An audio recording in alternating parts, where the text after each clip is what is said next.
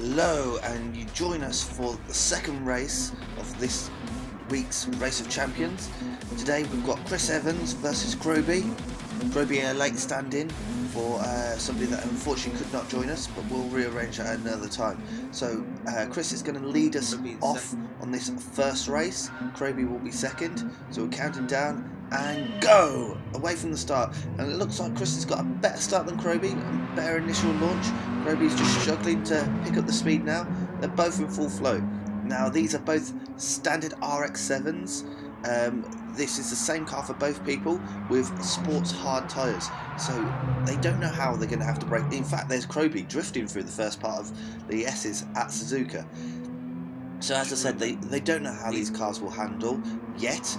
They're literally finding this out, and Evans pushing it all the way to the edge there. Maybe having to back off a bit through the S's because he's pushing it all the way to the edge there. If you do hit the gravel through the S's, you can lose a lot of time. I think that's given CROWBY an opportunity to pull back into this. Yeah, he definitely seems to be catching through the second part of the S's. Up through to the bridge at the top of the S's, and now we're going to come up to Degner 1 and 2. And CROWBY, is it me or is it you? I think he's closing in there. So coming up into Degner 1, not too bad. Evans a little bit late there, missed the apex into Degner 1. Let's see how he goes through Degner 2.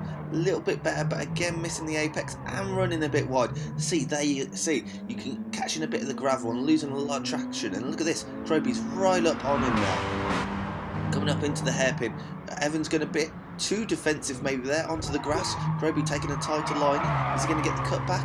Yeah, CROWBY comes through and takes the lead. So that's good racing there by CROWBY. Started off with a poor start, but managed to pull it slowly but surely up, and then managed to pass Chris Evans. Now, how will Evans react? Will he try and retaliate? Will he try and pass him at the next corner? Or will he try and measure his move? Or does he have enough to even come back? So going into Spoon Corner, CROWBY nice and cautious maybe, sticking close to the apex. And wow, there's Evans in the background going off on the grass. What are you doing on the grass, Evans? That's not the track. Coming out of Spoon, he needs to get the hammer down. We're looking at what's that? It's up to nearly 4-5 seconds he's lost in that one corner. Wow, has been passed by CROWBY. Is that cracked his resolve? Is that just wobbled his confidence? CROWBY coming through 130R, a little bit of a wiggle, but manages to keep it all in control. Now what's he going to do here? Is he going to push as hard as he can, or is he going to try and measure the performance? Down into the hairpin. CROWBY, there's a hairpin back there. Oh my life, what's happening here? CROWBY completely misses the hairpin, comes back onto the track at the chicane. You just thrown it away there. I don't know whether he's thinking he was racing a Suzuka track without the hairpin, or whether he thought that he was driving some sort of LMP car with massive brakes, but completely missed the chicane. He throws away the advantage that he had, and now we're looking at what, a 3-second advantage to Evans. This is amazing how this just turns on its head at a moment's notice. Coming down into the S's, Evans coming out of the first section of the S's. Now remember, this is where he made a couple of mistakes on lap 1. Has he learned from that on lap 2? Yeah, he's definitely not on the grass. He's still a little bit wide, still pushing it. Yeah, a bit on the grass there though. And coming up to the last part of the S's, CROWBY looks like he's definitely catching up again. So CROWBY's definitely got some pace in this car. He's got the gap down to what, 1.7 seconds? So that's almost half of what it was at the start-finish line. So he's definitely able to close the gap, but can he be consistent enough? Because he had it in the bag then until he missed the chicane. It's quite bizarre there.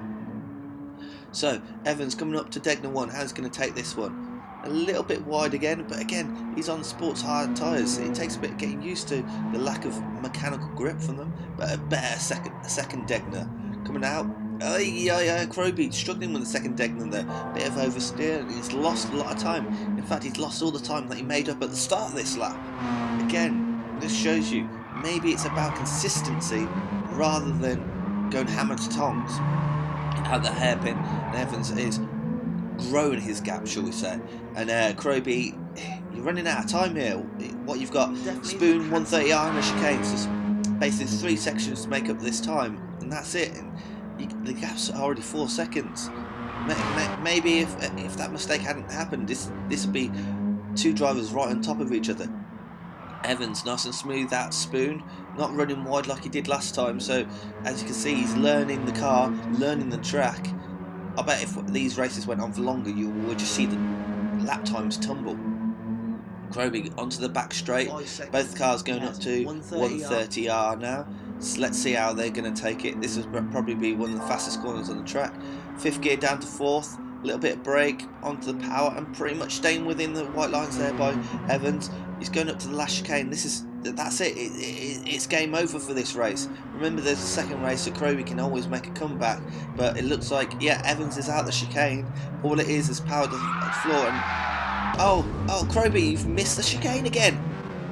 What's happening here? You missed it first time round. I could understand. Maybe you thought there was going on a longer section, but the second time round, maybe you need to be a bit more cautious with these chicanes. Getting that brake pedal a bit earlier. That's actually elongated his gap. He's made it even harder for his second race. What's 11.5 seconds he needs to make up in the second race? Talk about making your job even harder. But congratulations to Chris Evans. That's a victory in the first race, an 11.5 second lead to take him to the second race.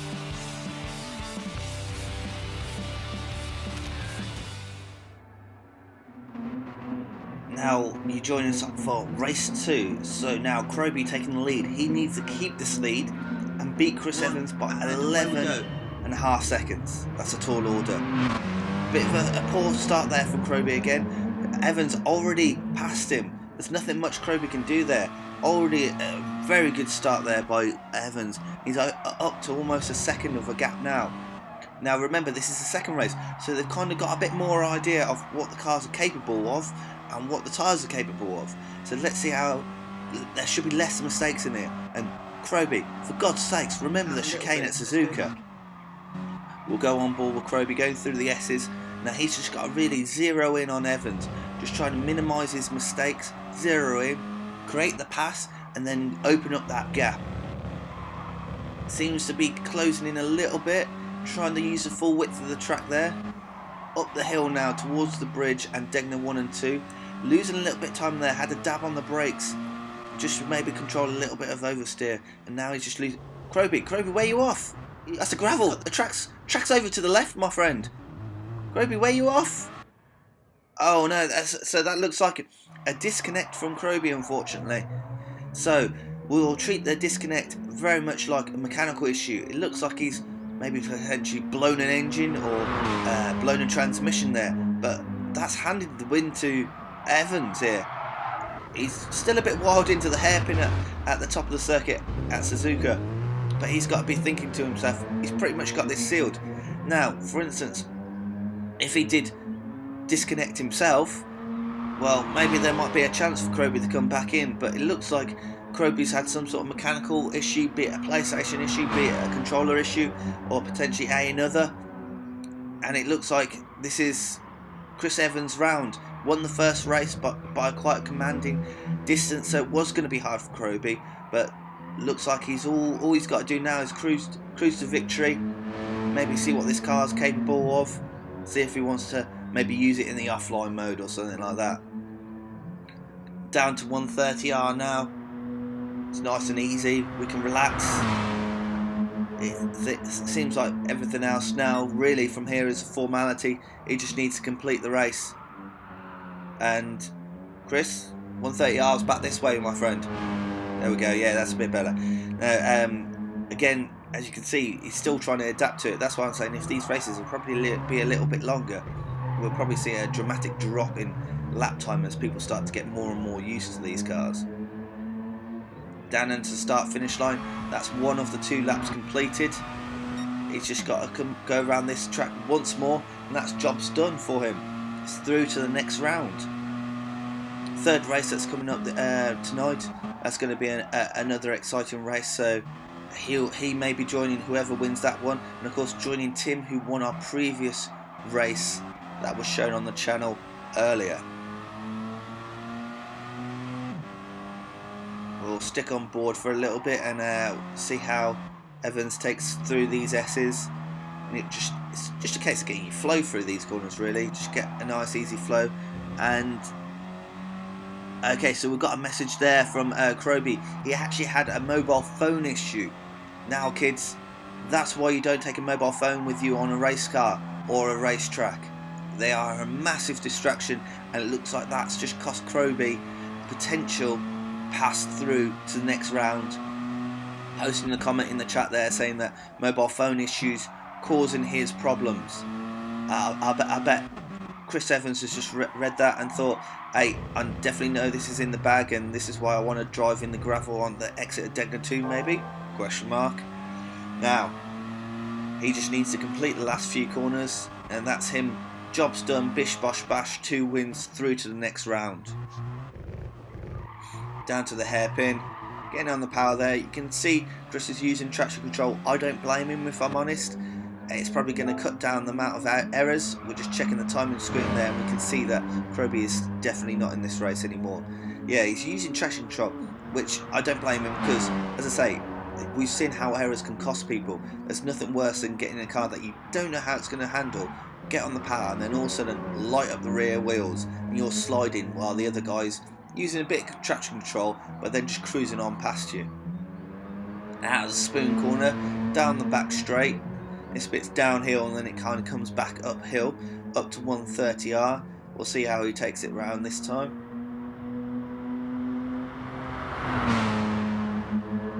Here he goes, 4th gear, maybe 5th. Yeah, just a bit of 5th, and then back down to 4th, then 3rd.